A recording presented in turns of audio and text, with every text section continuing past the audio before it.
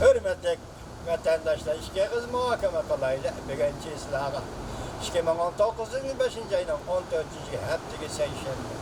Muhakeme kılıştın burun ma abzası sizlerge sözüge liksiyeledi ki ma abzası kaytı okup sevmelerge salam vatandaşlar. Bugün hazır nemi dedik? İşte devletlerin canı can menfaati. Herkes yol koymaydı. Mesela Cungo tarafına ait zor prinsipal meselelerde herkes yol koymaydı. Nime prinsipal mesele? Sen yol koymaydı. Prinsipal mesele nime? Bu taraf koyma. İkincisi, devletlerin canı can menfaati ve halkın menfaatine katli hukuktaydı. Nime? Canı can menfaati nime? O taraf koyma. Peki sen bunu o tarafa koymadın. Mesela alaylı. Ben silah 2013 yılı şu Brezilya gidek demişsem bu. Şu vaxtıda sabık Prezident Obama hükümetinin Asya şarkıcıları Asya işleri bu için. Bir xəterlik məsləhətçisi, maun məsləhətçisi, məsləhətçisi İvan mədrəsini sözlügən idim, isimlədi var. Cungo'nun canı can menfaati. Birinci Kompartiyanın hükümranlığını qoğdaş.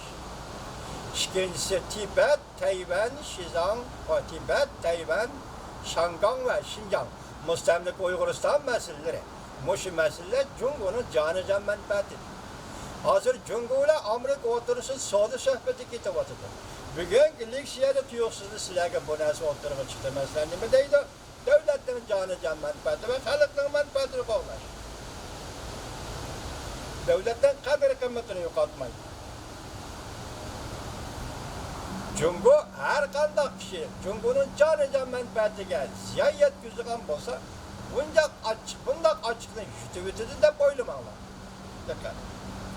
Yine birisi, Türkiye'nin sözlügellik siyimizi isimladı var. Ne dedi? Üç meseledir. Birinci, bacelişten barlıq türlerini emelden kaldırır.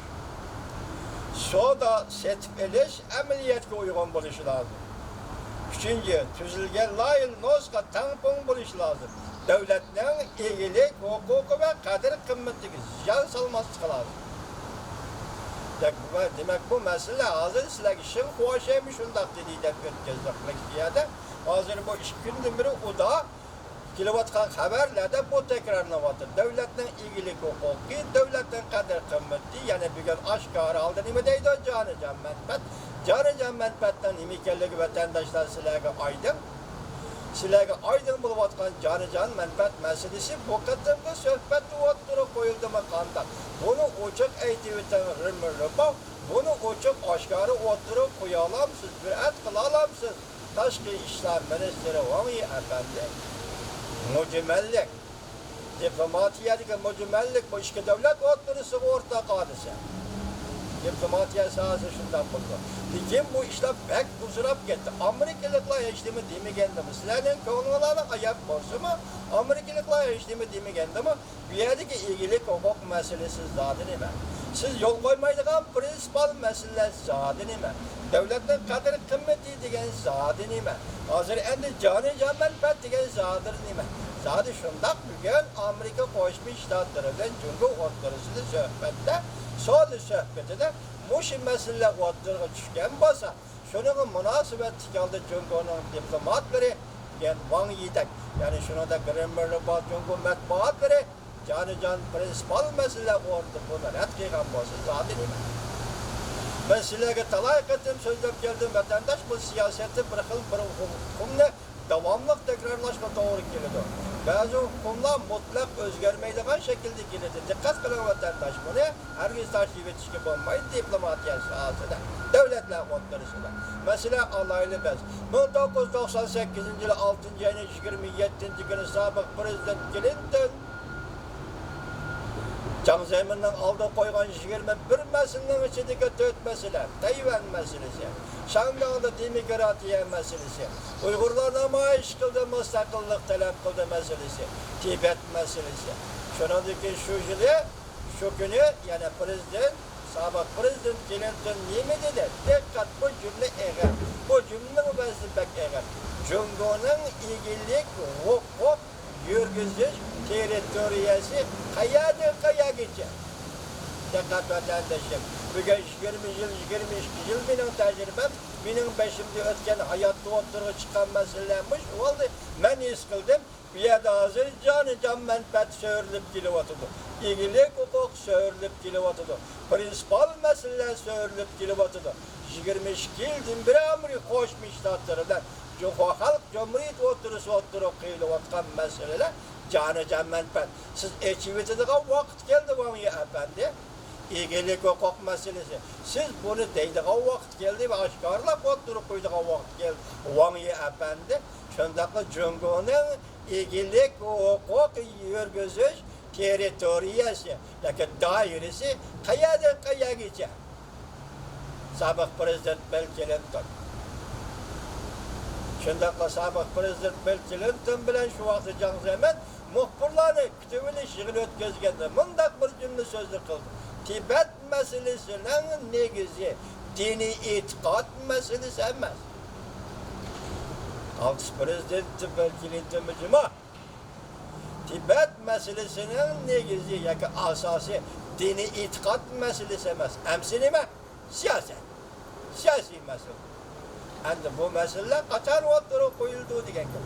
Endi biz tahlil qilib mushakilali vatandoshlar bugun bir xabar sizlarga men ko'ramadim, va'da beramanki, kelar hafta men buni to'liq anglab chiqqandan keyin sen bugun ulguramadim va 2 kun bo'ldi asl ulguramay qoldim. Bu nima desang, menda diqqat qilingizmi? Bu bir chaqchaqdek to'yladi sizga. Amaliyotda bu jiddiy ish. Chunki buni Amerikalik da'vatidir. Bir Amerikalik olim da'vatidir. Qarang, Shitov xabarlari. Bizning do'stimiz bor, Shitov Demokratik obzorchi Shitov xabarlari. Jungo bek nozik chaqilg'anaman ko'kon talqon bo'ladi. Amerika matbuotlari mundaq deydi. Prezident Trumpning tamojda Bejiga taqobil turadigan Xi Jinpingning usullari xalq pulining ko'risini tushirish. Amerika davlat zaymini to'kma qilib setish. Amerikadan yezigilik mahsulotlarini setib elishtirat qilish. Amerikadan ishlab chiqarish liniyalarini tarmar qilish, ya'ni Jungoda qurilgan zavodlarni ishlab chiqarish liniyalarini tarmar qilish. Jungo oxiri zo'r kasodchilikqa duchor bo'ladi. 20 davlatga parchalanadi. Jungo oxiri zo'r kasodchilikqa duchor bo'ladi. 20 davlatga parchalanadi. Shitov TV 5-ayning 12 kuniga top. Yani 20 davlatga parchalanadi deb o'tganda bizning hisobimizda qancha Uydu qo'yning tashabbusi, Tayvanning tashabbusi 7 davlat edi. Hozir 20 davlat. Avstriya vatandoshlar 20 davlat. Ham buning ichida biz bir misol olaylik.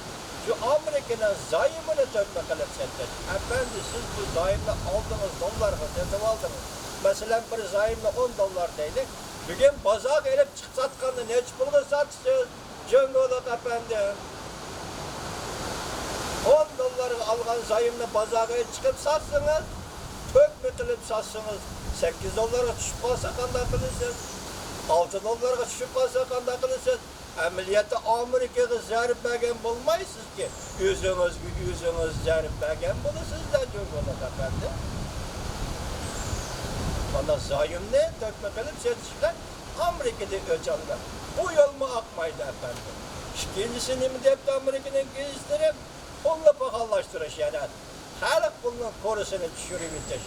O'tganda Amerika Jungo o'tirisidagi suhbatda Amerika Qo'shma Shtatlar hukumati pulning kontrolligini ching tutsan dedi. Jungo buning ma'qul dedi deb biz sizlarga leksiya so'zlagan edik. Demak, bugun Jungoliklar yeni olganda xalq pulning qimmatini tushirish. Xo'sh efendi.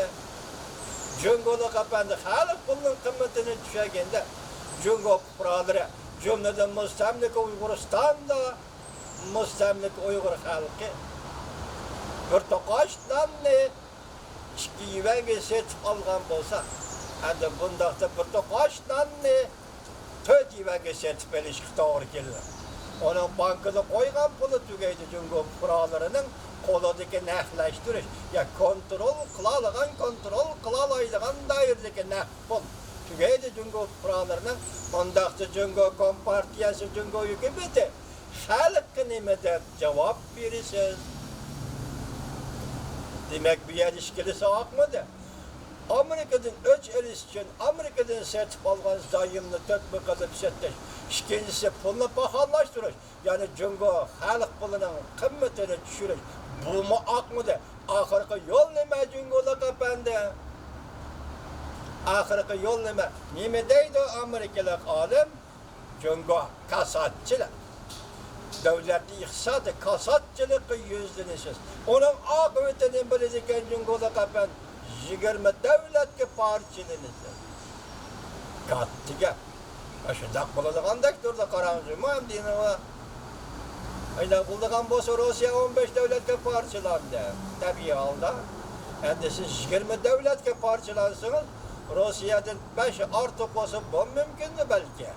Çünkü Rusya'nın bugünü bizim etimiz diyen emez miydi? Olu dahi mevcuşi.